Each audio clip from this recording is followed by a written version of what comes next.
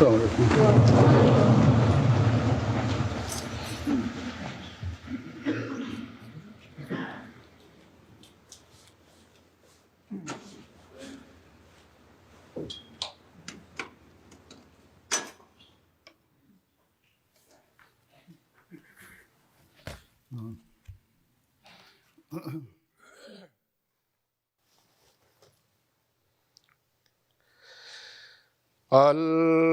الله أكبر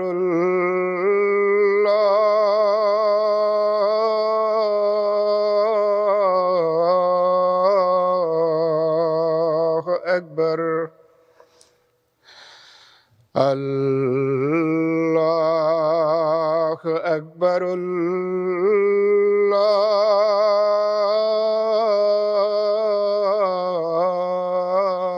الله أكبر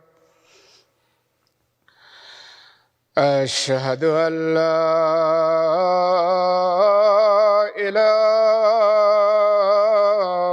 إله إلا الله أشهد أن لا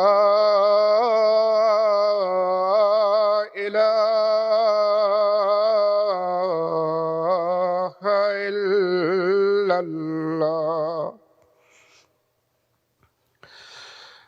أشهد أن محمدًا رسول الله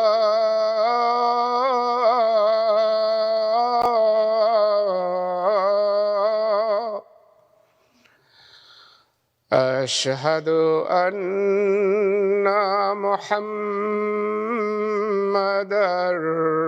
رسول الله حي على الصلاة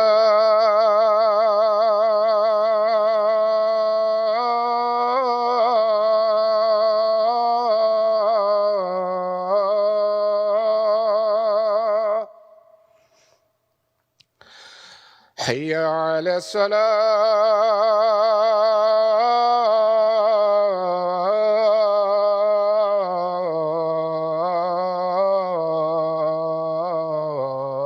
الصلاة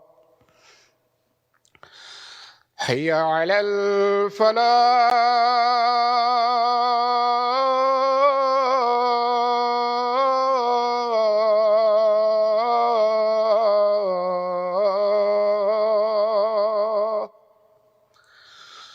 حي على الفلاح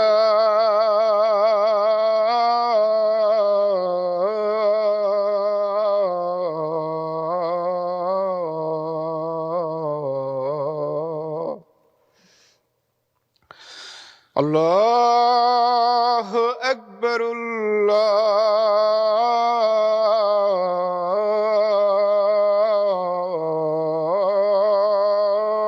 الله أكبر لا إله إلا الله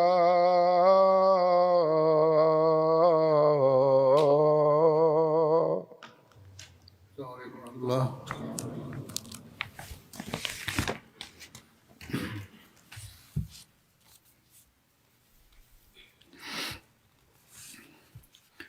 أشهد أن لا إله إلا الله وحده لا شريك له وأشهد أن محمدًا عبده ورسوله أما بعد فأعوذ بالله من الشيطان الرجيم بسم الله الرحمن الرحيم الحمد لله رب العالمين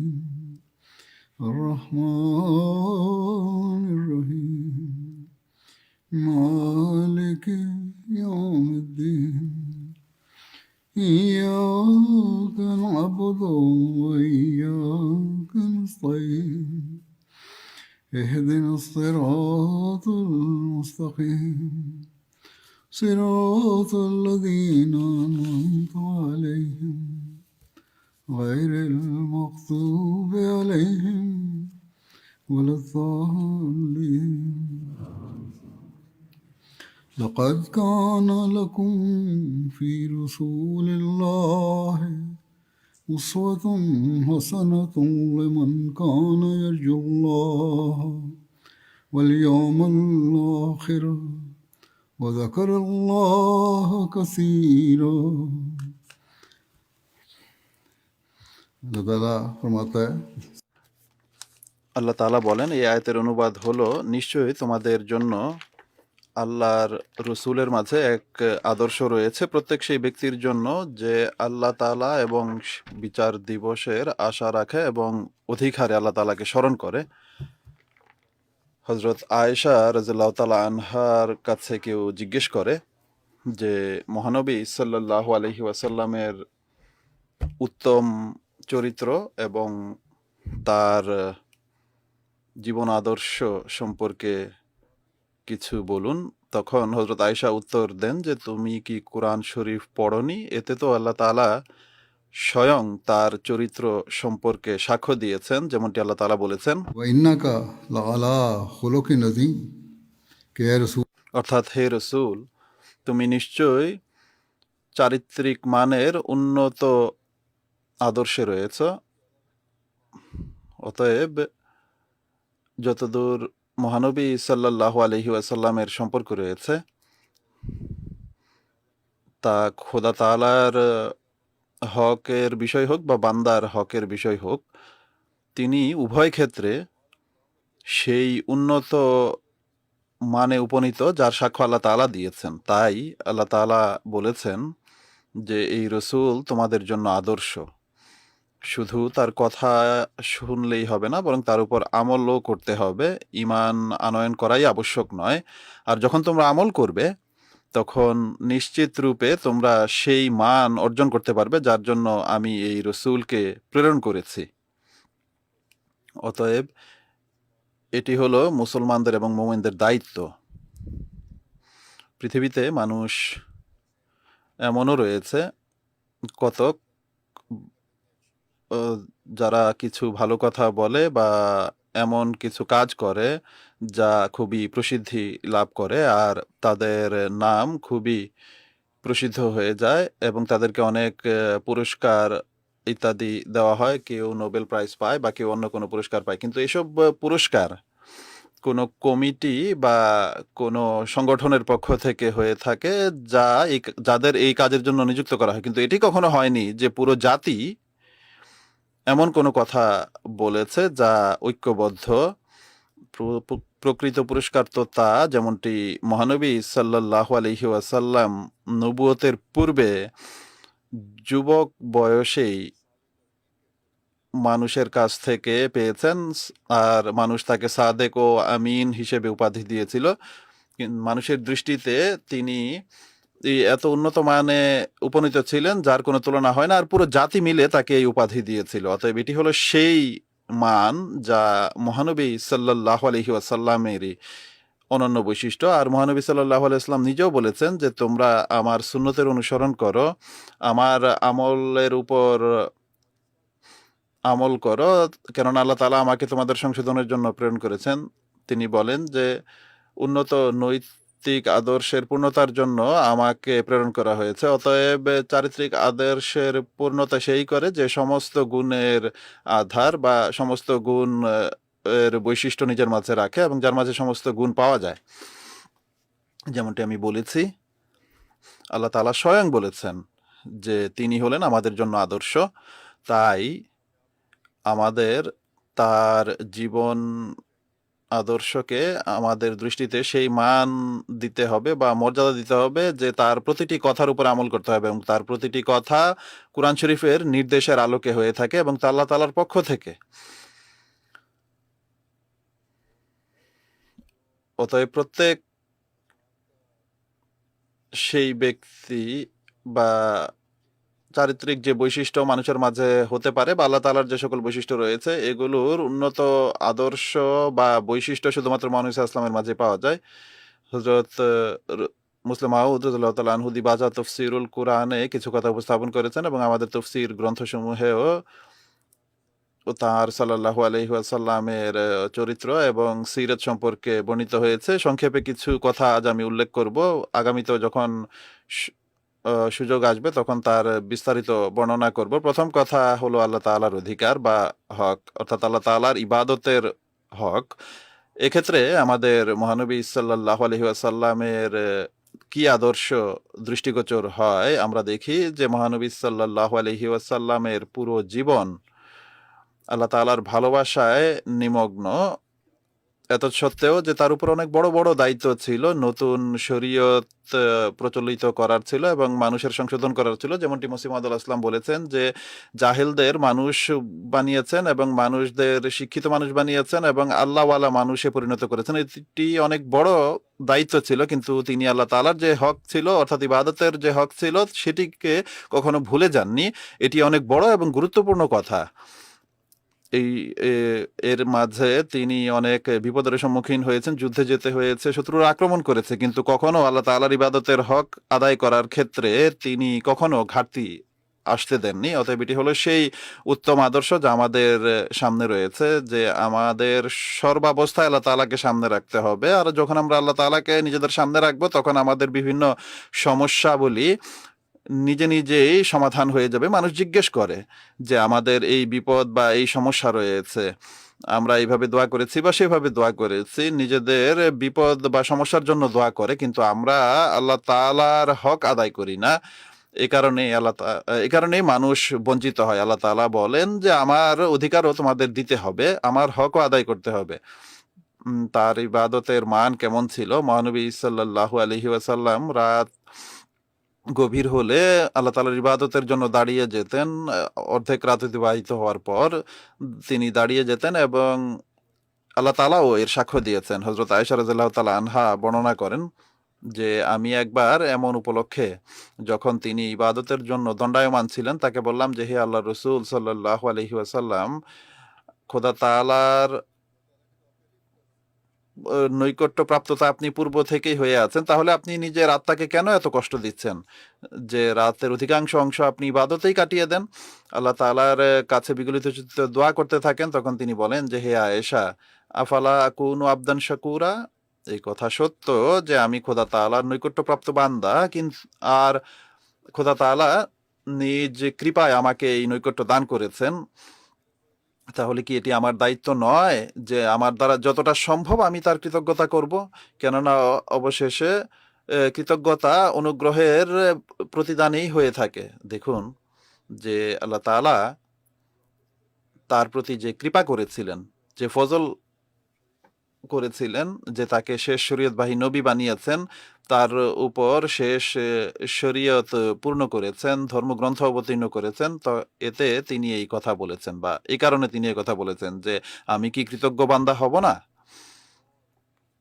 আর নিজ অবস্থা অনুযায়ী প্রত্যেক মানুষের উপর আল্লাহ তাআলা বহু কৃপা করেছেন বা কৃপায় ধন্য করেছেন। আর এই কৃতজ্ঞতার দাবি হলো আমরা যেন নিজেদের ইবাদতের মান উন্নত করি। মানুষ জিজ্ঞেস করে, অনেক যুবকরাও আসে এবং জিজ্ঞেস করে যে আমরা আল্লাহ তাআলার ইবাদত কিভাবে করতে পারি? আল্লাহ তাআলার আমাদের ইবাদতের কি প্রয়োজন রয়েছে? এটিও প্রশ্ন আসে।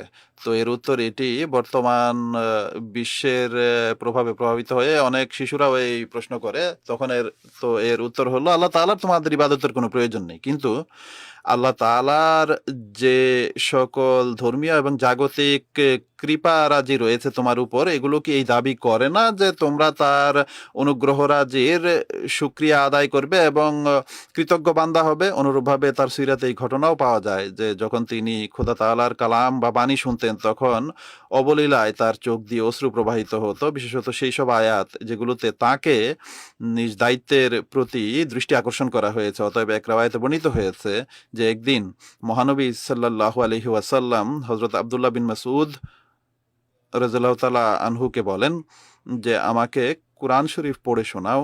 তিনি বলেন যে আমি নিবেদন করি, হে আল্লাহর রসুল সাল্লাল্লাহু আলাইহি ওয়াসাল্লাম, কোরআন শরীফ তো আপনার প্রতি অবতীর্ণ হয়েছে, আমি আপনাকে কি কোরআন শোনাবো? তিনি বলেন, আমি পছন্দ করি যে অন্যান্য লোকের কাছ থেকেও কোরআন শরীফ পড়িয়ে নিজে শুনবো। হযরত আব্দুল্লাহ বিন মাসউদ বলেন যে তখন আমি সূরা নিসা পড়ে শোনাতে আরম্ভ করি। যখন আমি পড়তে পড়তে এই আয়াতে পৌঁছি যে ফাকাইফা ইজা আজাইনা মিন কুল্লি উম্মাতিন বিশাহিদিন ওয়াজিনা, बिका अला हाउलाए शहीदा, यानी उस অর্থাৎ তখন অবস্থা কি হবে যখন আমরা প্রত্যেক জাতির কাছ থেকে তাদের নবীকে তাদের সামনে দাঁড় করিয়ে তাদের হিসাব নিব, এবং তোমাকেও তোমার জাতির সামনে দাঁড় করিয়ে তাদের হিসাব নিব। তখন মহানবী সাল্লাল্লাহু আলাইহি ওয়াসাল্লাম বলেন যে বাস করো, অর্থাৎ থামো থামো। সাহাবী বলেন যে আমি তার দিকে তাকাই, তখন তার উভয় চোখ থেকে টপ টপ করে অশ্রু ঝরছিল। এত বিগলিত অবস্থা তার উপর সৃষ্টি হয়ে যায়, আর তার জাতির চিন্তা এমন ভাবে তার উপর ছেয়ে যায় যে আমার জাতি এমন কোনো কাজ যেন না করে যা আল্লাহ তাআলার অসন্তুষ্টিকে আকর্ষণ করবে, আর আমার তাদের বিরুদ্ধে সাক্ষ্য দিতে হবে। অতএব এই ঘটনা থেকে একটি দিক এটিও দৃষ্টিগোচর হয় যে যেখানে তার সাক্ষ্যের জন্য অন্যান্য আরো অনেক বিষয় রয়েছে, সেখানে আমাদের ভয় করা উচিত যে মহানবী সাল্লাল্লাহু আলাইহি ওয়াসাল্লামের সাক্ষ্য কখনো যেন আমাদের বিরুদ্ধে না যায়, আমাদের বাস্তবতা কোথাও এমন যেন দেখা না দেয় যা যা আমাদের গুনাহকে প্রকাশ করবে আর আমরা আল্লাহ তাআলার শাস্তি প্রাপ্ত হবে। অতএব এটি অনেক ভয়ের স্থান, আমাদেরও এই দিকে দৃষ্টি দেওয়া উচিত এবং আল্লাহ তাআলার প্রতি সেই ভালোবাসা প্রকাশ করা উচিত যার মহানবী সাল্লাল্লাহু আলাইহি ওয়াসাল্লাম আমাদের নসিহত করেছেন, এবং আল্লাহ তাআলাও আমাদেরকে কোরআন শরীফে এর নির্দেশ দিয়েছেন। নামাজের প্রতি যত্ন নেওয়ার বিষয়টি দেখুন। তিনি এত যত্নবান ছিলেন যে অত্যন্ত অসুস্থতার সময় যখন শেষ দিনগুলোতে অনুমতি রয়েছে যে মানুষের জন্য শুয়ে শুয়ে নামাজ পড়ার অনুমতি রয়েছে, একদিন তিনি মানুষের সাহায্য নিয়ে নামাজে যান, আর যখন যেতে পারেননি তখন একদিন হযরত আবু বকরকে নামাজ পড়ানোর নির্দেশ দেন, আর যখন দেখেন যে কিছুটা তার শরীর ভালো লাগছে তখন তিনি দুইজন সাহাবীকে সাথে নিয়ে নামাজ পড়তে যান। তখন তার অবস্থা এই ছিল, হযরত আয়েশা বলেন যে তখন তার পা মাটির সাথে হেঁচড়ে যাচ্ছিল, কিন্তু বাজামাত নামাজের গুরুত্ব তার দৃষ্টিপটে ছিল, উম্মতকে দেখাতে চেয়েছিলেন, এই জন্য তিনি সেই কষ্ট বরণ করেছেন যে পা ঘষে ঘষে তিনি নামাজের জন্য যান এবং মসজিদে চলে যান, নিজের অসুস্থতার চিন্তা করেননি। তো এটি হলো আল্লাহ তাআলার প্রতি ভালোবাসার অবস্থা মহানবী সাল্লাল্লাহু আলাইহি ওয়াসাল্লামের। আর এই প্রেক্ষিতে মানুষের তরবিয়ত তিনি কিভাবে করতেন, একদিকে নামাজের প্রতি যত্নবান হওয়ার বিষয়টি, আর অপরদিকে মানুষকে কিভাবে আল্লাহ তাআলার পরিচয় করাতেন, কিভাবে তাদের তরবিয়ত করতেন। আরবদের মাঝে এই রীতি ছিল যে দৃষ্টি আকর্ষণ করার জন্য হাততালি দেয়া হতো, আর এই রীতি তখন মুসলমানদের মাঝেও প্রচলিত ছিল, কিন্তু তিনি সাল্লাল্লাহু আলাইহি ওয়াসাল্লাম এই রীতি কে শেষ করে বলেন যে এর স্থানে জিক্রে ইলাহি হওয়া উচিত। এই সম্পর্কে লেখা আছে যে একবার মহানবী সাল্লাল্লাহু আলাইহি ওয়াসাল্লাম কোনো কাজে রত ছিলেন, মগ্ন ছিলেন, নামাজের সময় হয়ে যায়, তখন তিনি বলেন যে হে আবু বকরকে বলুন যে নামাজ পড়িয়ে দিন। তখন তিনি তার কাজ শেষ করে তৎক্ষণাৎ মসজিদের দিকে যান। যখন তিনি মসজিদে পৌঁছেন তখন হযরত আবু বকর রাদিয়াল্লাহু তাআলা আনহু নামাজ পড়াচ্ছিলেন। যখন লোকেরা জানতে পারে যে তিনি সাল্লাল্লাহু আলাইহি ওয়াসাল্লাম মসজিদে এসে গেছেন, তখন মুক্তাদিরা তালি দেয়া আরম্ভ করে দেয়। তখন একদিকে এটি বলা উদ্দেশ্য ছিল যে মহানবী সাল্লাল্লাহু আলাইহি ওয়াসাল্লামের আগমনের ফলে তাদের হৃদয় আনন্দিত হয়েছে, মন আনন্দিত হয়েছে, আর অপরদিকে হযরত আবু বকরকে এদিকে দৃষ্টি আকর্ষণ করা উদ্দেশ্য ছিল যে এখন আপনার ইমামত শেষ হয়ে গেছে, কেননা মহানবী সাল্লাল্লাহু আলাইহি ওয়াসাল্লাম নিজে চলে এসেছেন। হযরত আবু বকর পিছনে সরে আসেন আর মহানবী সাল্লাল্লাহু আলাইহি ওয়াসাল্লামের জন্য ইমামের স্থান ছেড়ে দেন। নামাজের পর মহানবী সাল্লাল্লাহু আলাইহি ওয়াসাল্লাম বলেন, আবু বকর, যখন আমি তোমাকে নামাজ পড়ানোর নির্দেশ দিয়েছিলাম তখন তুমি কেন পিছনে সরে আসলে? হযরত আবু বকর রাদিয়াল্লাহু তাআলা আনহু বলেন যে কতই না নিষ্ঠা তার মাঝে রয়েছে। তিনি বলেন যে হে আল্লাহর রাসূল সাল্লাল্লাহু আলাইহি ওয়াসাল্লাম, আল্লাহর রাসূলের উপস্থিতিতে আবু কুহাফার পুত্রের কি বা মূল্য রয়েছে যে সে নামাজ পড়াবে? তখন তিনি সাল্লাল্লাহু আলাইহি ওয়াসাল্লাম সাহাবীদের দিকে মনোযোগ দিয়ে বলেন যে তালি দিয়ে তোমাদের উদ্দেশ্য কি ছিল? খোদার স্মরণের সময় তালি দেয়া মোটেই উচিত নয়। হয়তোবা নামাজের সময় এমন কোনো বিষয় ছিল, এমন কোনো বিষয় সমীচীন নয় যে নামাজের সময় যদি কোনো দিকে দৃষ্টি আকর্ষণ করার উদ্দেশ্য হয়, তাহলে তালি দেওয়ার পরিবর্তে খোদার নাম উচ্চারণ করো, সুবহানাল্লাহ বলা উচিত। যখন তোমরা এমনটি করবে তখন স্বয়ং অন্যদের মনোযোগ সেদিকে ফিরে আসবে। অনুরূপভাবে তিনি লোক দেখানোর বিষয় পছন্দ করতেন না। এত ইবাদতের প্রতি দৃষ্টি আকর্ষণ করা সত্ত্বেও কখনো লোক দেখানোর জন্য তা করা উচিত না। একবার তিনি ঘরে যান, তিনি দেখেন যে 2 পিলারের মাঝে একটি রশি টানানো আছে। তিনি জিজ্ঞেস করেন, এই রশি কেন বাঁধা হয়েছে? মানুষ বলে যে এটি হযরত যায়েনবের রশি। যখন তিনি ইবাদত করতে করতে ক্লান্ত হয়ে পড়েন, তখন এই রশি ধরে কিছুটা বিশ্রাম নিয়ে নেন। তিনি বলেন যে এমনটি করা উচিত নয়, এই রশি খুলে ফেলো। প্রত্যেক ব্যক্তির উচিত ততক্ষণই ইবাদত করা যতক্ষণ তার মনে আনন্দ থাকে। যখন সে ক্লান্ত হয়ে যায় তখন যেন সে বসে পড়ে।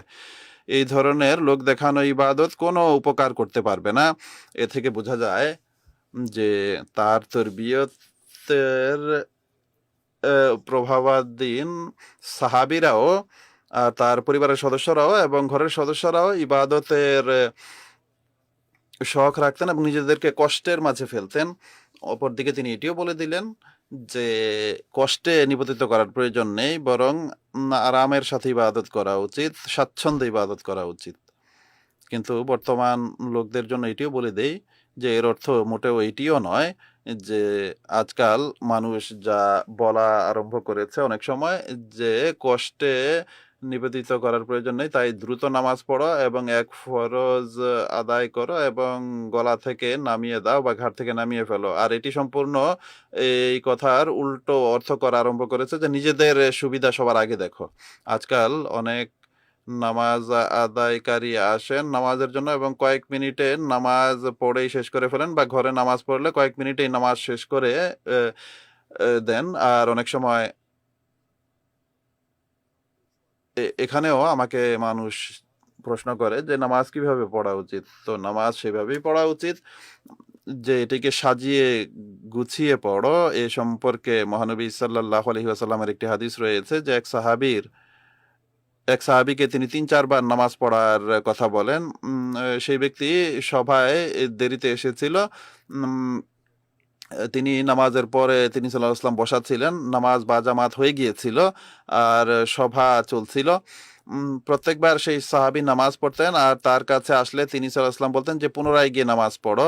পুনরায় তিনি নামাজ পড়ে আসতেন, তখন তিনি পুনরায় বলতেন যে পুনরায় গিয়ে নামাজ আদায় করে আসো। এভাবে ৩-৪ বার তিনি তাকে নামাজ পড়ার কথা বলেন। যখন তিনি নিবেদন করেন যে আমি এর চেয়ে উত্তমভাবে নামাজ পড়ার পদ্ধতি জানি না, তিনি আপনি বলুন যে কিভাবে পড়তে হবে। তিনি সাল্লাল্লাহু আলাইহি ওয়াসাল্লাম বলেন যে নামাজ ধীরে সুস্থে পড়ো, আল্লাহ তাআলার জিকির করো, দরুদ পড়ো, তাওহীদ এবং তাহমিদ করো এবং রুকু এবং সিজদাও সঠিকভাবে হওয়া উচিত। অতএব এই বিষয়গুলো স্মরণ রাখবেন যে এটি নয় যে মহানবী স্বাচ্ছন্দ্যে নামাজ পড়লাম বা দ্রুত নামাজ পড়ে নিলাম। কেননা রিওয়ায়াতে বলা হয়েছে যে স্বাচ্ছন্দ্যে ধীরে সুস্থে নামাজ পড়ো। শুধু তাড়াহুড়া করে নামাজ পড়লে হবে না। ঘুম আসছিল তাই দ্রুত 2 মিনিটে নামাজ পড়ে নিলাম, এটি বললে চলবে না। এটি বৈধ নয় বা সমীচীন নয়। যদি নামাজ পড়তে হয় তাহলে এর যে হক রয়েছে তাও আদায় করতে হবে। এই দিকেও তিনি নসিহত করেছেন। এর জন্য শিরকের প্রতি তার কতটা ঘৃণা ছিল যে মৃত্যুর সময় তিনি যখন শেষ কষ্টে ছিলেন তখন তিনি কখনো ডান দিকে ফিরছিলেন, কখনো বাম দিকে ফিরছিলেন এবং এটি বলছিলেন বা বলে যাচ্ছিলেন যে খোদা তাআলা ইহুদি এবং খ্রিস্টানদের প্রতি অভিশাপ দিন, যারা নিজেদের নবীদের কবরকে মসজিদ বানিয়ে নিয়েছে, অর্থাৎ তারা নিজেদের নবীদের কবরে সিজদা করে এবং তাদের কাছে দোয়া করে। তার বলার উদ্দেশ্য ছিল যে আমার জাতি যদি কখনো আমার মৃত্যুর পর এরূপ কাজ করে তাহলে তারা যেন এটি মনে না করে যে তারা আমার দোয়া লাভ করবে, বরং আমি তাদের প্রতি সম্পূর্ণভাবে অসন্তুষ্ট থাকবো। যেমনটি পূর্বে বলা হয়েছে যে আল্লাহ তাআলা সাক্ষ্য চাইবেন। এখন দেখুন, মদিনায় তার মাজারে পবিত্র মাজারে সরকার অনেক বিধিনিষেধ আরোপ করেছে, এই কারণে কাউকে সেখানে সিজদা করতে দেয় না এবং কাছেও যেতে দেয় না। কিন্তু অনেক মুসলমান দেশে পীর ফকিরদের দরবারে সিজদা করা হয় আর বুজুর্গদের কাছে মানত করা হয়। এই যে রীতি, এটি হলো এক প্রকার শিরক, যেটি থেকে মহানবী সাল্লাল্লাহু আলাইহি ওয়াসাল্লাম নিষেধ করেছেন এবং নিজের ক্ষেত্রেও নিষেধ করেছেন। তাহলে অন্য কোন পীর ফকিরের কি অধিকার রয়েছে যে তাদের কবরে সিজদা করা হবে? আল্লাহ তাআলার কৃপায় আমরা হযরত মসিহে মাউদ আলাইহিস সালাতু ওয়াস সালামকে মান্য করে এসব জিনিস থেকে নিজেদেরকে রক্ষা করেছি। কিন্তু ইবাদতের মান অবশ্যই আমাদেরকে অর্জন করতে হবে। অন্যান্য মুসলমান যারা রয়েছে তাদের মাঝে এই রীতি অনেক বেশি প্রচলিত। আল্লাহ তাআলা তাদের প্রতি কৃপা করুন এবং তাদেরকে বোধ বুদ্ধি দিন, তারা যেন শিরক থেকে বিরত হয়। খোদা তাআলার কাছে তার বিনয়ের অবস্থা এরূপ ছিল যে যখন মানুষ তাকে বলে যে, হে আল্লাহ রসুল সাল্লাল্লাহু আলাইহি ওয়াসাল্লাম, আপনি তো নিজ আমলের জোরে খোদা তাআলার কৃপা অর্জন করতে পারবেন, কারণ আল্লাহ তাআলা আপনাকে সনদ দিয়ে দিয়েছেন আর আপনার চরিত্রের প্রশংসা করেছেন এবং আপনার উত্তম আদর্শকে মুসলমানদের জন্য আমলের এক মান নির্ধারণ করেছেন। অতএব এর অর্থ হলো আপনার আমল এইরূপ যে আল্লাহ তাআলা আপনাকে ক্ষমা করবেন বা করে দিয়েছেন। তিনি বলেন যে না না, আমিও খোদা তাআলার অনুগ্রহেই ক্ষমা লাভ করতে পারবো। হযরত আবু হুরায়রা রাদিয়াল্লাহু তাআলা আনহু বর্ণনা করেন যে আমি একদিন রাসূল করিম সাল্লাল্লাহু আলাইহি ওয়াসাল্লামের কাছ থেকে শুনতে পাই যে তিনি বলছিলেন, কোনো ব্যক্তি নিজ আমল দ্বারা জান্নাতে প্রবেশ করতে পারবে না। আমি নিবেদন করি যে হে আল্লাহ রসুল সাল্লাল্লাহু আলাইহি ওয়াসাল্লাম, আপনিও কি নিজ আমলের কারণে জান্নাতে প্রবেশ করতে পারবেন না? তিনি সাল্লাল্লাহু আলাইহি ওয়াসাল্লাম বলেন যে আমিও আমার আমলের জোরে জান্নাতে যেতে পারবো না। হ্যাঁ, খোদা তাআলার কৃপা এবং তার রহমত আমাকে যদি ঢেকে নেয় তাহলেই আমি তা পারবো। এটি বুখারীর রওয়ায়াত। এরপর তিনি সাল্লাল্লাহু আলাইহি ওয়াসাল্লাম নসিহত করে বলেন যে নিজেদের কাজে নেকির অবলম্বন করো এবং খোদা তাআলার নৈকট্য অর্জনের চেষ্টা করো। এছাড়া আরো বলেন, তোমাদের মাঝে কোনো ব্যক্তি যেন নিজের মৃত্যু কামনা না করে। যদি সে নেক হয় তাহলে জীবিত থেকে যেন নিজের নেকিতে আরো উন্নতি করে, আর যদি মন্দ হয়ে থাকে তাহলে জীবিত থেকে সে নিজের মন্দ অবস্থা থেকে তওবা করার সুযোগ পাবে। এটি অনেক গুরুত্বপূর্ণ একটি নসিহত, যেটি আমাদের সর্বদা স্মরণ রাখা উচিত যে কখনো মৃত্যু কামনা করা উচিত নয়। এর কারণ তিনি এটি বর্ণনা করেছেন যে যদি কোনো কষ্টের কারণে তুমি এমন করো, অনেক সময় মানুষ এটি করে যে মৃত্যু কামনা করে, আর যদি তোমাদের কোনো নেকি থাকে তাহলে আল্লাহ তাআলা তোমাদের আরো নেকি করার তৌফিক দিবেন এবং তোমাদের পরকাল আরো ভালো হবে, তোমাদের গুনাহ ক্ষমা হবে। আর যদি মন্দ থাকে তোমাদের মাঝে তাহলে তোমরা তওবা করার সুযোগ পাবে আর তওবা করার দিকে দৃষ্টি আকর্ষিত হবে এবং এর মাধ্যমেও তোমরা আল্লাহ তাআলার নৈকট্য অর্জন করার সুযোগ পাবে। আর যখন সময় আসবে তখন আল্লাহ তাআলা তোমাদের সাথে এমন ব্যবহার করবেন যে তোমাদের ক্ষমার উপকরণ সৃষ্টি হতে পারে। এর কারণে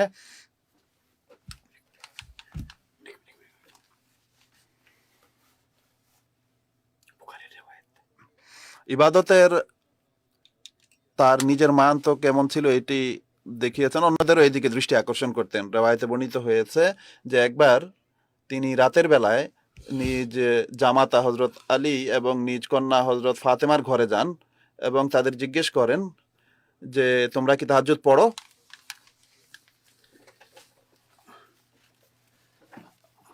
হযরত আলী বলেন, পড়ার চেষ্টা করি। যখন খোদার ইচ্ছে অনুযায়ী কখনো আমাদের চোখ বন্ধ থাকে তখন তাহাজ্জুদ বাদ পড়ে, তখন তিনি বলেন তাহাজ্জুদ পড়ো, আর উঠে নিজের বাড়িতে চলে যান। পথিমধ্যে তিনি বারবার বলছিলেন, ওয়াকান আল ইনসানু আকসারা শাইউন জাদালা, অর্থাৎ মানুষ অধিকাংশ সময় নিজের ভুল মানতে অস্বীকার করে এবং বিভিন্ন ধরনের বাহানা দেখিয়ে নিজের অপরাধকে ঢেকে রাখার চেষ্টা করে। অতএব তিনি সেখানেও তাদের সামনে তাদেরকে বলেছেন এবং ফিরে যাওয়ার সময় কথা পুনরাবৃত্তি করছিলেন যেন অন্যরাও হযরত আলীর কানে কথা পৌঁছে দেন। তিনি তাদেরকে এই শিক্ষা দিয়েছেন, কথা বলার পরিবর্তে যে কখনো আমাদের দ্বারা ভুল হয়ে যায় কথা বলা উচিত ছিল, যে ভুল হয়ে যায় তাই আমরা উঠতে পারিনি, বরং সে কথা আল্লাহর উপরে চাপিয়ে দেয় যে আল্লাহর ইচ্ছে হলে আমরা জাগতে পারি, নতুবা আমরা ঘুমিয়ে থাকি। তার উদ্দেশ্য ছিল নিজের ভুলকে কেন আল্লাহর প্রতি আরোপ করছো, আল্লাহর উপরে চাপিয়ে দিচ্ছ নিজের ভুলকে।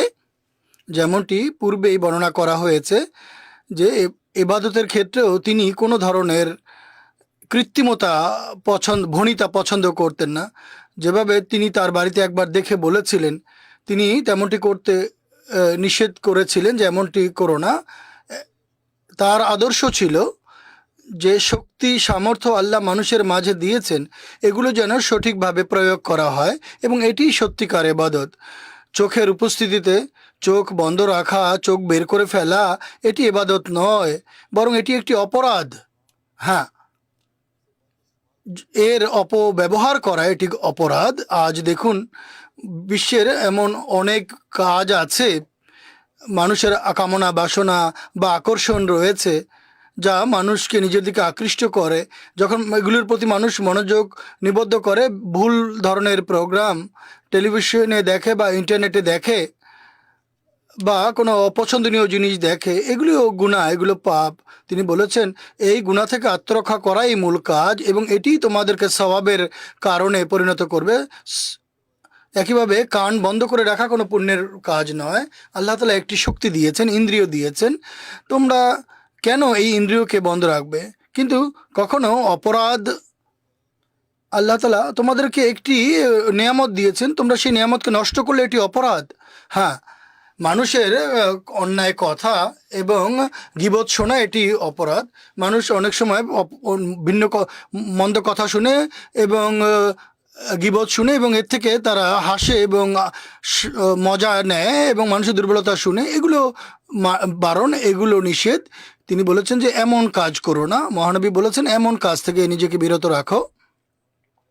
তিনি বলেছেন উত্তম নৈতিক চরিত্র হচ্ছে তোমাদের ইন্দ্রিয়কে ব্যবহার করা, আর ইন্দ্রিয়কে ধ্বংস করা বা একে অন্যায় কাজে ব্যবহার করা এটি অপকর্ম, আর এটি সঠিকভাবে ব্যবহার করা হচ্ছে পুণ্য। এটি হচ্ছে তার শিক্ষার সারাংশ, এবং এটি মহানবী সাল্লাল্লাহু আলাইহি ওয়াসাল্লামের জীবনের আদর্শ। আর এ কারণেই আল্লাহ তাআলা আমাদেরকে আদেশ দিয়েছেন তোমরা আদর্শ হিসেবে একে অবলম্বন করো। তার কর্মকাণ্ড সম্পর্কে হযরত আয়েশা রাদিয়াল্লাহু তাআলা আনহা উল্লেখ করেছেন, মহানবী সাল্লাল্লাহু আলাইহি ওয়াসাল্লামের জীবনে কখনো এমন কোনো সুযোগ আসেনি যে তার সামনে দুটি পথ উন্মুক্ত ছিল আর তিনি এই দুটি পথের মধ্য থেকে সহজ পথটি না বেছে নিয়েছেন। শর্ত হচ্ছে সহজ পথ বেছে নেওয়ার ক্ষেত্রে কোনো পাপ যেন না থাকে। এটি এখন দুটি পথ খোলা আছে, একটি হচ্ছে সহজ পথ, একটি কঠিন পথ।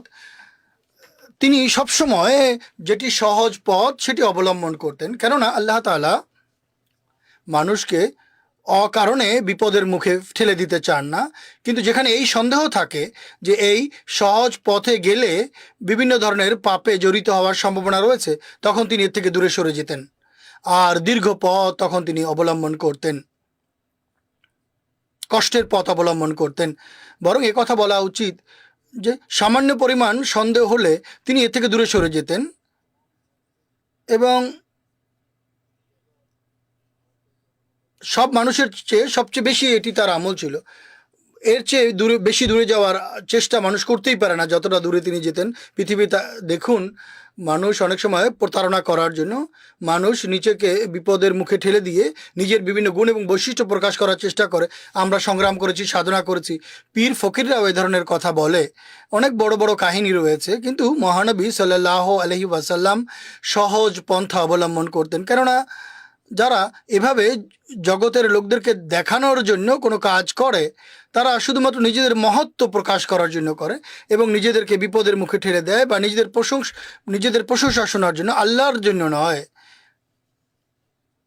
খোদা তাআলাও তাদের এই দুঃখ কষ্ট বরণ করে নেয়ার প্রতি ভ্রুক্ষেপ করেন না, আর এর বিনিময়ে তারা কোনো পুরস্কারও পায় না, সওয়াবও পায় না। এটি তো মানুষকে প্রতারিত করার জন্য করা হয়। আর যখন মানুষ প্রতারণা করার জন্য কোনো কাজ করে, তখন তার এই মন্দ সংকল্পের কারণে আল্লাহ তাআলা তাকে গুনাহ দেয়, কোনো সওয়াব দেন না, তাকে পাপে জর্জরিত করেন। মানুষ নিজের দুর্বলতা গোপন করার জন্য বড় বড় কথা বলে যে আমরা এটা করেছি ওটা করছি, কোনো না কোনোভাবে নিজের দুর্বলতাকে ঢেকে রাখার জন্য চেষ্টা করে এবং নিজের প্রশংসা করে যে অমুক কাজ করেছি, অনেক উন্নত মানের কাজ করে ফেলেছি, এ কারণে আমরা অনেক বড় বিপদে পড়েছি। নিজেকে নিজের সম্পর্কে বাড়িয়ে চাড়িয়ে বলে, কিন্তু আল্লাহ তাআলা বলেন যে না, এটা ঠিক নয়। এই পুণ্য আল্লাহ তাআলার নৈকট্য প্রদান করবে না তোমাদেরকে, বরং এটি তোমাদেরকে আল্লাহ তাআলার অসন্তুষ্টির লক্ষ্যে পরিণত করবে, কেননা তোমাদের নিয়ত পরিষ্কার নয়। নিজেকে রক্ষার জন্য মানুষ অনেক ধরনের কাজ করে।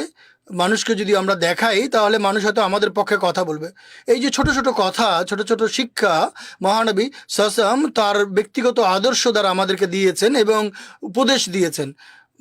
মানব জাতির প্রতি বিভিন্ন বিষয়ের যতটুকু সম্পর্ক তিনি নিজের বাড়ি থেকে শুরু করেছেন। স্ত্রীদের সঙ্গে কি ব্যবহার করতেন, তিনি অত্যন্ত সুন্দর এবং ন্যায় বিচারশীল ব্যবহার করতেন। যদি বর্তমান যুগের মানুষ এই বিষয়টি অনুধাবন করে তাহলে বাড়ির অনেক ঝগড়া বিবাদ শেষ হয়ে যেতে পারে। অনেক সময় তার স্ত্রীরা তার সঙ্গে রূঢ় কথা বলতো বা শক্ত ব্যবহার করতো, অসন্তুষ্ট হয়ে কথা বলতো, কিন্তু তিনি সাল্লাল্লাহু নীরবে হাসি মুখে তা উপেক্ষা করতেন। একদিন হযরত আয়েশা রাদিয়াল্লাহু তাআলা আনহাকে তিনি বলেন, হে আয়েশা, যখন তুমি আমার প্রতি রাগান্বিত হও তখন আমি বুঝতে পারি যে তুমি আমার প্রতি এখন রাগান্বিত। হযরত আয়েশা রাদিয়াল্লাহু তাআলা আনহা বলেন, আপনি কিভাবে জানতে পারেন, কিভাবে বুঝতে পারেন? তিনি সাল্লাল্লাহু আলাইহি ওয়াসাল্লাম বলেন, যখন তুমি আমার প্রতি আনন্দিত থাকো এবং কোনো কসম খাওয়ার বিষয় আসে তখন সবসময় বলো মুহাম্মদের প্রভুর কসম। বিষয়টি এমন, যখন তুমি আমার প্রতি অসন্তুষ্ট থাকো আর কসম খাওয়ার প্রয়োজন পড়ে তখন তুমি বলো ইব্রাহিম আলাইহিসসালামের প্রভুর কসম। বিষয়টি এমন। হযরত আয়েশা রাদিয়াল্লাহু তাআলা এই কথা শুনে হাসেন এবং তার কথার সত্যায়ন করতে গিয়ে বলেন, আপনি একেবারে সঠিক বুঝেছেন। এরপর হযরত খাদিজা রাদিয়াল্লাহু তাআলা আনহার ঘটনা, যিনি তার প্রথম এবং সবচেয়ে বড় স্ত্রী ছিলেন, তিনি অনেক কোরবানি করেছিলেন। তার মৃত্যুর পরে মহানবী সাল্লাল্লাহু আলাইহি ওয়াসাল্লাম তার যুবতী মেয়েদের বিয়ে করেছেন, কিন্তু তার সত্ত্বেও তিনি হযরত খাদিজা রাদিয়াল্লাহু তাআলা আনহার সাথে সম্পর্ককে ভুলে যাননি। হযরত খাদিজার বান্ধবীরা যখন আসতেন তখন তিনি তাদেরকে স্বাগত জানানোর জন্য দাঁড়িয়ে যেতেন। হযরত খাদিজা রাদিয়াল্লাহু তাআলা আনহার বানানো কোনো জিনিস তার কাছে আসলে তিনি দেখতে পেয়ে তার চোখে অশ্রু এসে যেত। বদরের যুদ্ধের ঘটনা, তার একজন জামাতা যে তখনও মুসলমান হয়নি, তিনি বন্দী হিসেবে আসে মুসলমানদের হাতে এবং তার মুক্তিপণ হিসেবে ফিদিয়া দেওয়ার জন্য কোনো সম্পদ তার কাছে ছিল না। তার স্ত্রী অর্থাৎ মহানবী সাল্লাল্লাহু আলাইহি ওয়াসাল্লামের দুহিতা কন্যা যখন দেখেন যে আমার স্বামীকে রক্ষার জন্য আমার কাছে কোনো সম্পদ নেই, তখন তিনি তার মায়ের শেষ স্মৃতিচিহ্ন একটি গলার হার যা তার কাছে ছিল তা তিনি তার স্বামীর মুক্তিপণ হিসেবে মদিনায় পাঠিয়ে দেন। যখন সেই গলার হারটি মহানবী সাল্লাল্লাহু আলাইহি ওয়াসাল্লামের সামনে উপস্থাপন করা হয় তখন মহানবী সাল্লাল্লাহু আলাইহি ওয়াসাল্লাম সেটি দেখে চিনতে পারেন এবং তার চোখে অশ্রু এসে যায় এবং তিনি সাহাবীদেরকে বলেন, আমি তোমাদেরকে আদেশ দিচ্ছি না ঠিকই, কিন্তু এমন আদেশ দেওয়ার অধিকার আমার নেই, কিন্তু আমি জানি এই গলার হারটি জাইনাবের কাছে তার মায়ের শেষ স্মৃতিচিহ্ন হিসাবে রয়েছে। যদি তোমরা সানন্দে এটি করতে পারো তাহলে আমি সুপারিশ করছি, তোমরা আমার মেয়েকে তার মায়ের শেষ স্মৃতিচিহ্ন থেকে বঞ্চিত করো না। সাহাবীরা বলেন, হে আল্লাহ রসুল সাল্লাল্লাহু আলাইহি ওয়াসাল্লাম, আমাদের জন্য এর চেয়ে বেশি আনন্দের কারণ আর কি হতে পারে? সুতরাং তারা সেই গলার হারটি হযরত জাইনাবকে ফিরিয়ে দিয়েছিলেন। হযরত খাদিজা রাদিয়াল্লাহু তাআলা আনহা তার সঙ্গে যে পুণ্য আচরণ করেছিলেন তার প্রভাব মহানবীর প্রতি এত বেশি ছিল, তিনি অধিকাংশ সময় তার বড় স্ত্রীর উল্লেখ করতেন তার অন্য স্ত্রীদের কাছে। এক ঘটনায় আছে, স্ত্রীদের মধ্যে কখনো রাগারাগি হয়, যদি স্ত্রী মারা যায় তারপরও তাদের মধ্যে কিছুটা জেলাসি বা ঈর্ষা হয়। হযরত আয়েশা রাদিয়াল্লাহু তাআলা আনহার কাছে একবার মহানবী সাল্লাল্লাহু আলাইহি ওয়াসাল্লাম খাদিজা রাদিয়াল্লাহু তাআলা আনহার প্রশংসা করেন। হযরত আয়েশা রাদিয়াল্লাহু তাআলা আনহা বলেন, হে আল্লাহ রসুল, এই বৃদ্ধার উল্লেখ কেন করেন? তাকে এখন ছেড়ে দিন। আল্লাহ তাআলা তার চেয়ে উত্তম এবং যুবতী স্ত্রী আপনাকে দিয়েছেন। তখন মহানবী সাল্লাল্লাহু আলাইহি ওয়াসাল্লাম আবেগ আপ্লুত হয়ে পড়েন এবং বলেন, হে আয়েশা, জানি না, তুমি জানো না হযরত খাদিজা আমার কতটা সেবা করেছেন। তার যে উন্নত নৈতিক চরিত্র, তার মান কেমন ছিল মহানবী সাল্লাল্লাহু আলাইহি ওয়াসাল্লামের। যদি আমরা তার দিকে দৃষ্টিপাত করি, তার জন্মের পূর্বে তার পিতা এবং শৈশবে তার মাতা ইন্তেকাল করেছিলেন। প্রাথমিক 8 বছর তিনি তার দাদার তত্ত্বাবধানে লালিত পালিত হয়েছেন। এরপর তিনি তার চাচা আবু তালেবের তত্ত্বাবধানে লালিত পালিত হয়েছেন। চাচার সঙ্গে রক্তের সম্পর্ক ছিল এবং তার পিতাও মারা যাওয়ার সময় মহানবী সাল্লাল্লাহু আলাইহি ওয়াসাল্লামের পক্ষে বিশেষভাবে ওসিয়ত করে গিয়েছিলেন তার ছেলেকে। তাই তিনি মহানবী সাল্লাল্লাহু আলাইহি ওয়াসাল্লামের প্রতি বিশেষ ভালোবাসা রাখতেন এবং তার প্রতি যত্নবান ছিলেন। কিন্তু তার চাচি এই স্নেহের কথা জানতেন না এবং পারিবারিক দায়িত্বের চেতনাও ছিল না। যখন বাড়িতে কোনো জিনিস আসতো অনেক সময় চাচি তার সন্তানদেরকে প্রথমে তা দিয়ে দিত আর মহানবী সাল্লাল্লাহু আলাইহি ওয়াসাল্লামের প্রতি খেয়াল রাখতো না। আবু তালেব যখন বাড়িতে আসতেন তখন তিনি তার ছোট ভাতিজাকে একলা বা কান্নারত অবস্থায় তিনি দেখতে পেতেন যে তার সন্তানরা কোনো কিছু খাচ্ছে, কিন্তু তার ছোট ভাতিজা সে একেবারে একা নিঃসঙ্গ কোথায় বসে আছে। অর্থাৎ মহানবী সাল্লাল্লাহু আলাইহি ওয়াসাল্লাম শৈশবেও ধৈর্যের সাথে সব কিছু সহ্য করতেন। চাচার ভালোবাসা এবং পারিবারিক দায়িত্ব তার চোখের সামনে ফুটে উঠত। তিনি দৌড়ে গিয়ে তার ভাতিজাকে কোলে তুলে নিতেন এবং বলতেন, আমার এই সন্তানের দিকেও খেয়াল রাখো, আমার সন্তানের প্রতিও যত্নবান হও। অধিকাংশ সময় এমনটি হতো। তার স্ত্রীকে এটিই বলতেন। হযরত মুসলিম মাউদ রাদিয়াল্লাহু আনহু এই রিওয়ায়াতটি উল্লেখ করে লিখেছেন, যারা দেখেছেন তারা বলেন যে মহানবী সাল্লাল্লাহু আলাইহি ওয়াসাল্লাম কখনো অভিযোগ করেনি, অনুযোগ করেনি এবং তার চেহারায় কখনো মালিন্য প্রকাশ পায়নি। কখনো তার মাঝে কোনো খিটখিটে স্বভাব হয়নি এবং চাচাতো ভাইদের প্রতি তিনি কখনো ঈর্ষান্বিত হননি। সুতরাং তার জীবনচরিত বলে যে কিভাবে তিনি পরিবর্তিত অবস্থায় হযরত জাফরকে তার দায়িত্বে নেন এবং সব দিক থেকে তার উন্নতি করার চেষ্টা করেছেন। বর্তমান যুগের অবস্থা দেখুন, বড় হয়ে মানুষ ছোটবেলার কথা স্মরণ রাখে এবং প্রতিশোধ দিতে থাকে, কিন্তু মহানবী সাল্লাল্লাহু আলাইহি ওয়াসাল্লাম সদ্ব্যবহারই করেছেন চাচাতো ভাইয়ের সঙ্গে। বরং বড় হয়ে এমন বয়সে উপনীত হয়ে বর্তমানে আমরা দেখি অনেকে তাদের অন্যান্য আত্মীয় স্বজনের কাছে যদি লালিত পালিত হয়, তাহলে অনেক সময় যদি পিতা না থাকে তাহলে 14-15 বছর পর্যন্ত কারো কাছে থাকতে হয় বা অন্য কোনো অপারগতার কারণে থাকতে হয়। সেখানে যদি তার সঙ্গে কোনো বাড়াবাড়ি করা হয়, সেই আত্মীয় স্বজন যদি বাড়াবাড়ি করে, তাহলে সে কথাগুলো তারা ভুলে যায় না। যখন সুযোগ পায় তখনই তারা প্রতিশোধ দিতে আরম্ভ করে। কিন্তু মহানবী সাল্লাল্লাহু আলাইহি ওয়াসাল্লাম কখনো প্রতিশোধ নেননি, বরং যখনই সুযোগ পেয়েছেন, এর বিপরীতে যখনই সুযোগ পেয়েছেন তাদেরকে নিজের কোলে তুলে নিয়েছেন, তাদের তরবিয়ত দিয়েছেন, তাদেরকে সেই মর্যাদায় ভূষিত করেছেন। তার উন্নত চরিত্র সম্পর্কে ধৈর্যের একটি কথা উপস্থাপন করছি। এক মহিলার সন্তান মারা গিয়েছিল, সে কান্নাকাটি করছিল। মহানবী সাল্লাল্লাহু আলাইহি ওয়াসাল্লাম সেখান থেকে যাচ্ছিলেন। তিনি বলেন, হে মহিলা, ধৈর্য ধারণ করো, খোদার ইচ্ছা সবার উপরে প্রভাব বিস্তার করে। সেই মহিলা মহানবী সাল্লাল্লাহু আলাইহি ওয়াসাল্লামকে চিনতেন না। তিনি উত্তর দেন, যেভাবে আমার সন্তান মারা গিয়েছে, যদি তোমার সন্তান মারা যেত তাহলে তুমি জানতে পারতে যে ধৈর্য কাকে বলে। মহানবী সাল্লাল্লাহু আলাইহি ওয়াসাল্লাম এ কথা বলে সেখান থেকে চলে যান যে একজন নয়, আমার 7 জন সন্তান মারা গিয়েছে। এ ধরনের সময়ও মহানবী সাল্লাল্লাহু আলাইহি ওয়াসাল্লাম তার পূর্বের কথার এতটুকু উল্লেখ করতেন, এর চেয়ে বেশি উল্লেখ কখনোই করতেন না। আর এই দুঃখের কারণে কখনো তিনি মানব সেবায়ের ক্ষেত্রে আলস্য প্রদর্শন করেননি। তার ধৈর্যের অবস্থা এমন ছিল, যখন খোদা তাআলা তাকে বাদশাহত দান করেছেন, রাজত্ব দান করেছেন, তখনও তিনি সবার কথা মনোযোগ দিয়ে শুনতেন। যদি কেউ কঠোরতা করত তখন তিনি নীরব হয়ে যেতেন, আর কেউ যদি কঠোরতা করত তাহলে তার উত্তরে কঠোরতা অবলম্বন করতেন না। ইতিহাসে লেখা আছে, মুসলমানরা যখন মহানবী সাল্লাল্লাহু আলাইহি ওয়াসাল্লামকে তার নামের পরিবর্তে তার আধ্যাত্মিক পদমর্যাদায় তাকে ভূষিত করে ডাকতো, ইয়া রাসূলুল্লাহ বলে ডাকতো, আর বিধর্মীরা তাদের রীতি অনুযায়ী এবং সেখানকার আরবের রীতি অনুসারে এভাবে তাকে সম্মান করত যে তাকে মোহাম্মদ বলে ডাকার পরিবর্তে আবুল কাসেম বলে ডাকতো, যা তার পারিবারিক নাম ছিল, অর্থাৎ কাসেমের পিতা। কেননা তার এক পুত্রের নাম ছিল কাসেম, যে শৈশবেই মারা গিয়েছিল।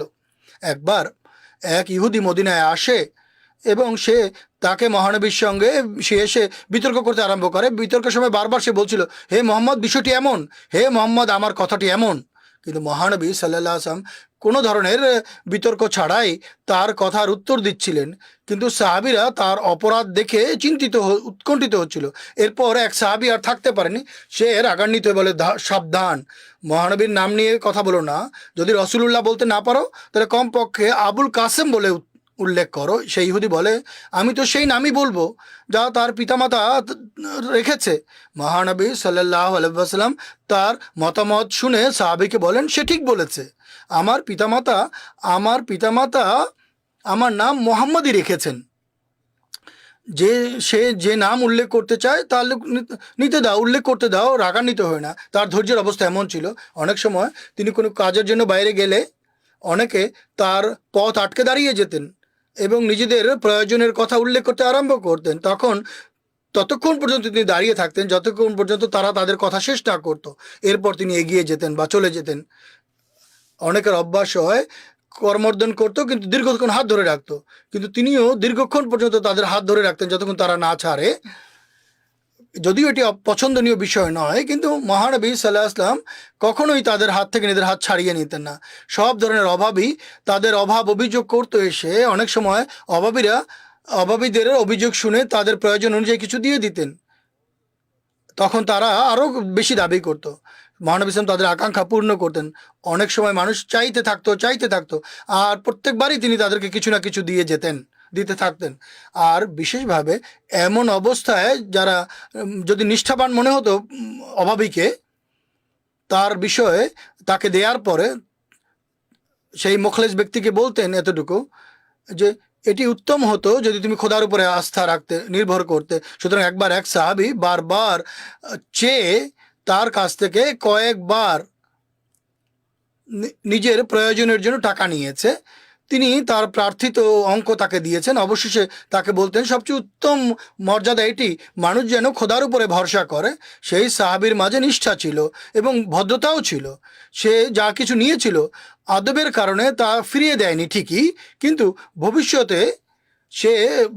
সম্পর্কে সে বলেছিল, হে আল্লাহ রসুল সাল্লাল্লাহু আলাইহি ওয়াসাল্লাম, এটি আমার শেষ চাওয়া। ভবিষ্যতে আমি কখনোই আর আপনার কাছে কিছু চাইব না, কারো কাছে চাইব না। সেই সাহাবী সম্পর্কে এই ঘটনা আছে। একবার যুদ্ধ হচ্ছিল, ভয়ানক যুদ্ধের পরিস্থিতি ছিল। যুদ্ধক্ষেত্রে বর্ষা নিক্ষেপ করা হচ্ছিল, তরবারির ঝংকার চলছিল, তীর নিক্ষেপ করা হচ্ছিল, তরবারি বর্ষা নিক্ষেপ করা হচ্ছিল। সিপাহীদের সঙ্গে যুদ্ধ করছিল আর একে অপরের গর্দান কাটছিল। ঠিক সে সময় যখন সে শত্রুর বর্ষার মুখে ছিল, তার এক বর্ষা হাত থেকে পড়ে যায়। একজন সৈন্য যে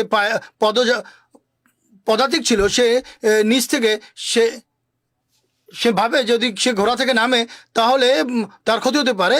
সে ঝুঁকে তখন সেই সাহাবীর দৃষ্টিটি সেই সৈন্যের উপরে পড়ে এবং তিনি বলেন, আমার ভাই, খোদার কসম, তুমি আমার এই বর্ষায় হাত লাগাবে না। এই কথা বলে তিনি ঘোড়া থেকে লাফিয়ে নামেন, ঘোড়া পালিয়ে যায়। তখন তার সাথী বলে, সে তার সাথীকে বলে, মহানবী সাল্লাল্লাহু আলাইহি ওয়াসাল্লামকে বলেছিলাম আমি কোনোদিন কারো কাছে কিছু চাইব না। যদি আমি এই বর্ষা তোমাকে উঠাতে দিতাম তাহলে আমি তোমার কাছে কিছু চাচ্ছিলাম না ঠিকই, কিন্তু এতে কি সন্দেহ ছিল যে আমি আমার অবস্থা দ্বারা আমার প্রার্থিত জিনিস তোমার কাছে চাচ্ছিলাম, আর এটি আমার প্রতিশ্রুতি ভঙ্গের শামিল হতো। যদিও এটি যুদ্ধের ময়দান, আমি আমার কাজ নিজেই করব। এই ভয়ঙ্কর অবস্থাতেও তার প্রতিশ্রুতি তার মাথায় ছিল, স্মরণে ছিল।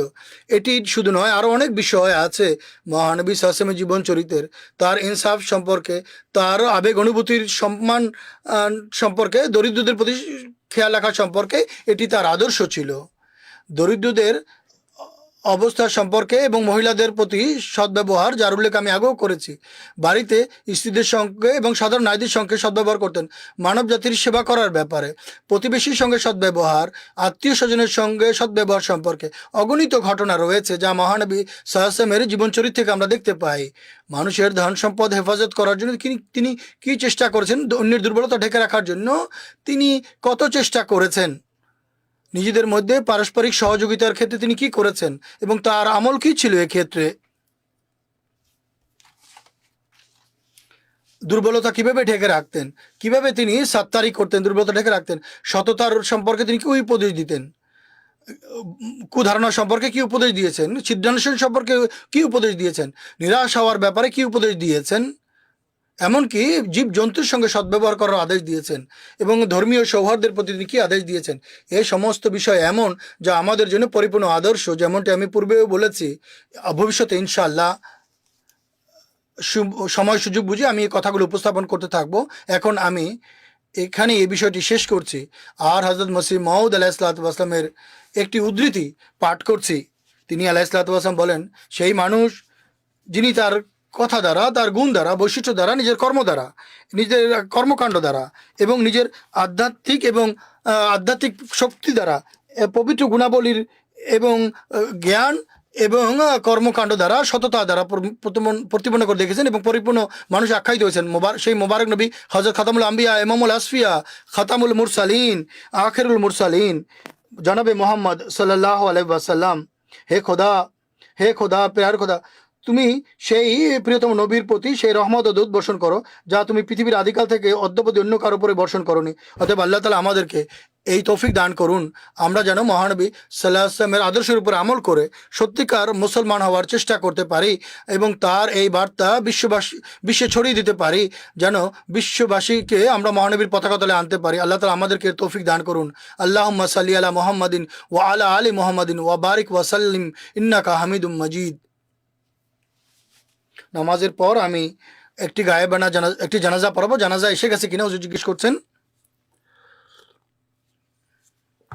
একটি হাজের জানাজা রয়েছে যা মোকাররম লাইক আহমদ তাহের সাহেবের, যিনি ইউকেতে মুরব্বি সিলসিলা ছিলেন। সম্প্রতি 83 বছর বয়সে তিনি ইন্তেকাল করেছেন। ইন্না লিল্লাহি ওয়া ইন্না ইলাইহি রাজিউন। মরহুম মুসি ছিলেন। শোক সন্তপ্ত পরিবারে এক কন্যা এবং 3 জন পুত্র সন্তান রেখে গেছেন। লাইক তাহের সাহেব হযরত শেখ ফজল আহমদ দারভি রাদিয়াল্লাহু তাআলা আনহুর, মসিহ মাউদ ইসলামের সাহাবীর পরিবারে কাদিয়ানে জন্মগ্রহণ করেছিলেন। তার পিতা 1907 সনে বয়াত করেছিলেন। মেট্রিক করার পর 1959 সনে জীবন ওয়াকফ করেন। লাইক সাহেব জামিয়া আহমদিয়া রাবেয়ায় ভর্তি হন। 1966 সনে তিনি জামিয়া থেকে পাশ করেন এবং জামিয়া শিক্ষা গ্রহণ করার সময় তিনি আরবি ফাজেল করেন এবং FA করেন, অর্থাৎ ইন্টারমিডিয়েট করেন এবং জামিয়া পাশ করার পর তিনি পাঞ্জাব বিশ্ববিদ্যালয় থেকে তিনি ডিগ্রি অর্জন করেন।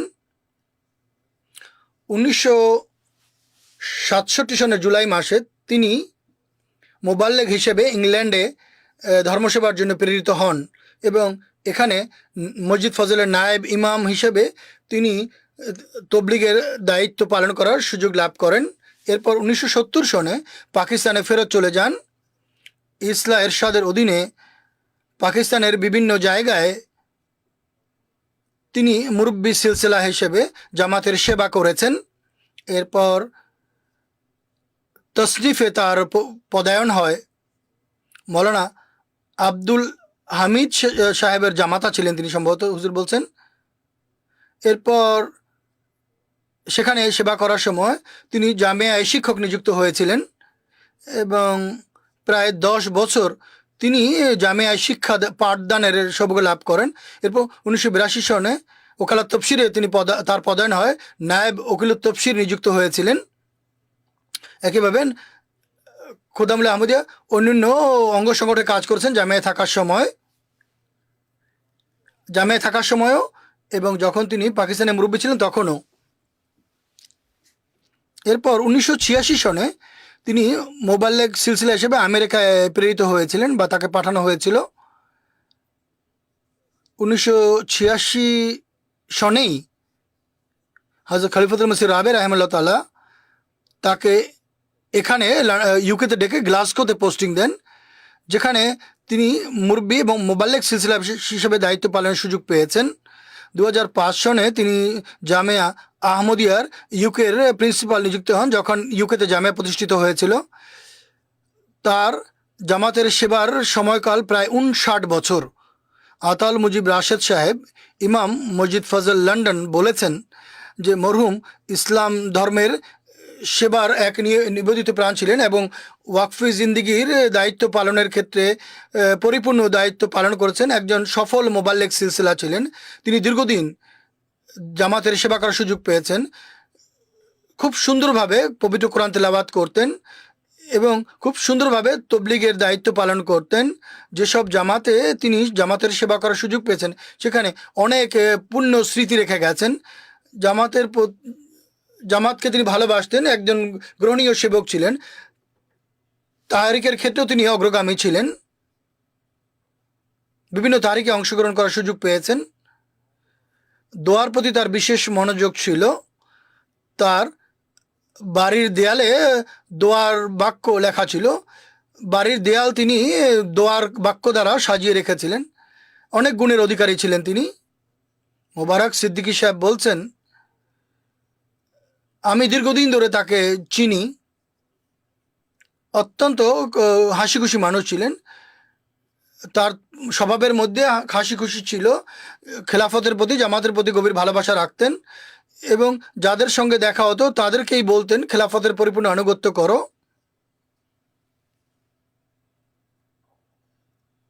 একইভাবে তিনি বলছেন তার পকেটে সবসময় ছোট্ট একটি নোটবুক থাকতো, যেখানেই কোনো কথা তিনি শুনতেন বা দেখতেন, কোনো ভালো কথা নোট করে নিতেন।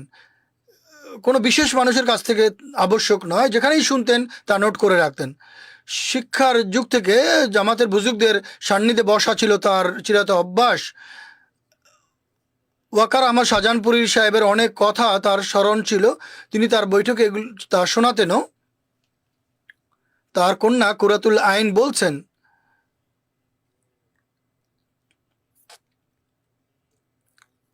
আমার পিতার একটি দিক যা আমি উল্লেখযোগ্যভাবে দেখেছি তা হচ্ছে তার দোয়া করার ধরন।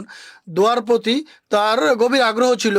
আল্লাহর প্রতি, আল্লাহর কাছে চাওয়ার এবং আল্লাহর প্রতি তাওয়াক্কুল করার তার বিশ্বাস ছিল।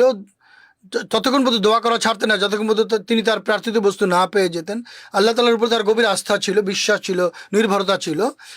অনেক স্বপ্নের মাধ্যমে অনেক পূর্বেই আল্লাহ তাআলা তাকে অনেক বিষয় জানিয়ে দিতেন এবং দোয়া সম্পর্কে আমাদেরকে উপদেশ দিতেন যে মসিহ মউদ আলাইহিসসালাম এই যে বলেছেন যে দোয়াকারীর অবস্থা এমন হওয়া উচিত, পাঞ্জাবিতে বলছেন হুজুর, যে প্রার্থনাকারী মধ্যে এমন অবস্থা হওয়া উচিত যেন সে মরে গেছে।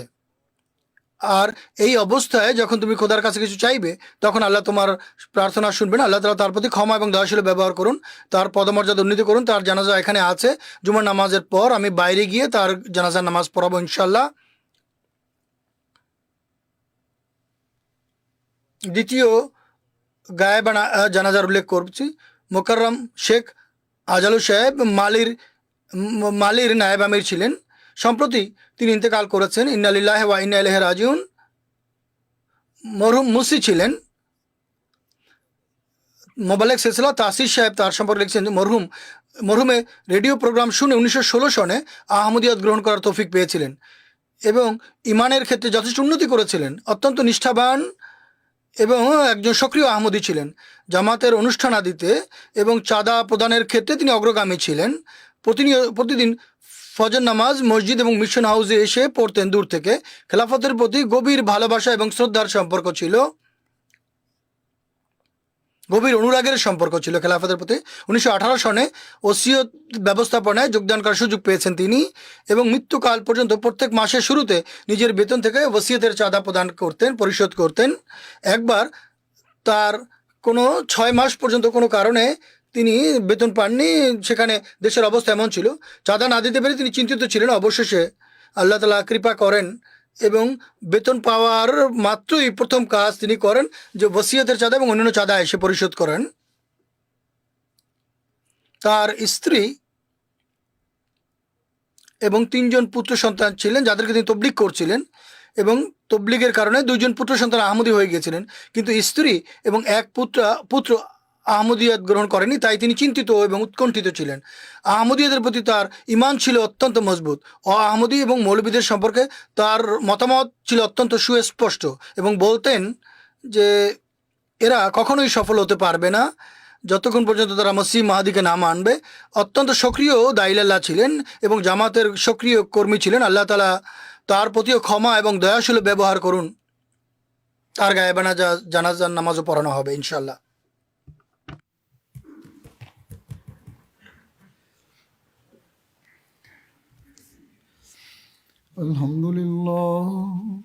আলহামদুলিল্লাহ নাহমাদুহু ওয়া নাস্তাঈনুহু ওয়া নাস্তাগফিরুহু ওয়া নু'মিনু বিহি ওয়া নাতাওয়াক্কালু আলাইহি ওয়া নাউযু বিল্লাহি মিন শুরুরি আনফুসিনা ওয়া মিন সাইয়্যাতি আ'মালিনা মান ইয়াহদিহিল্লাহু ফালা মুদিল্লা লাহু ومن يضلل فلا هادي له ونشهد أن لا إله إلا الله ونشهد أن محمدا عبده ورسوله عباد الله رحمكم الله إن الله يأمر بالعدل والإحسان وإيتاء ذي القربى وينهى عن الفحشاء والمنكر والبغي يعظكم لعلكم تذكرون اذكروا الله يذكركم وادعوه يستجب لكم ولذكر الله أكبر.